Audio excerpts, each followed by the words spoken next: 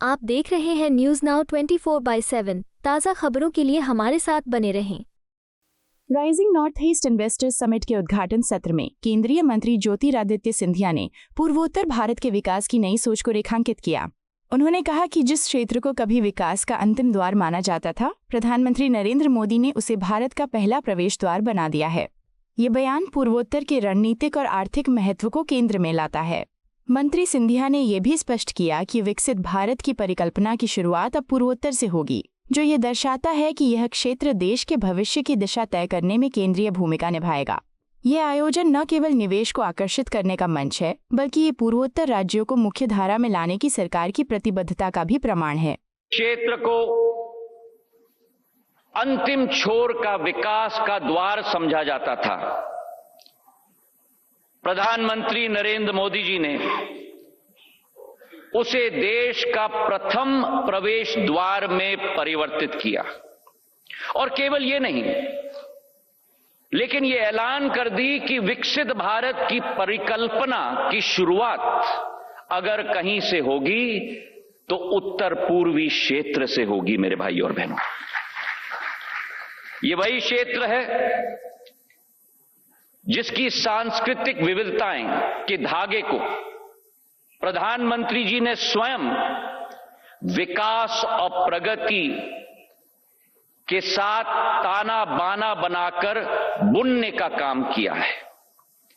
ये हमारे ही प्रधानमंत्री हैं जिन्होंने 10 वर्ष से 10% ग्रॉस बजटरी सपोर्ट को बढ़ाकर 6.25 लाख करोड़ रुपए का निवेश उत्तर पूर्वी क्षेत्र में संभव करवाया है।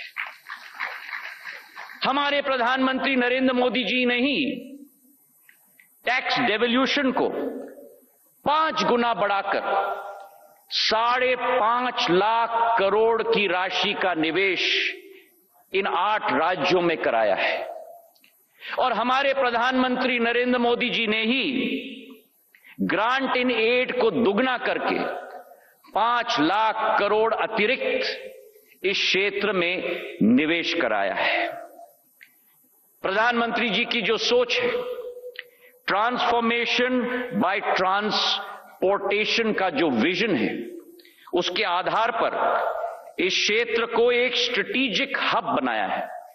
कनेक्टिविटी का, ग्लोबल ट्रेड का और ग्रोथ का। पिछले 10 वर्षों में 5,500 किलोमीटर के नेशनल हाईवे बने, 2,000 किलोमीटर की रेल लाइन बनी, सबसे लंबा रोड का पुल भूपेन हजारिका पुल 9.5 किलोमीटर का बना है। रेल और रोड दोनों का पुल बोगीबिल ब्रिज 5.5 किलोमीटर का बना है। लेकिन उत्तर पूर्वी की कहानी केवल सड़क और ट्रेन की नहीं है। मैं प्रधानमंत्री जी के शब्दों का इस्तेमाल करूंगा। उन्होंने कहा था, ये त्रिवेणी का संगम है। त्रिवेणी का संगम है इकोनॉमिक कनेक्शन का, त्रिवेणी का संगम है इकोलॉजिकल कनेक्शन का, और त्रिवेणी का संगम है इमोशनल कनेक्शन का।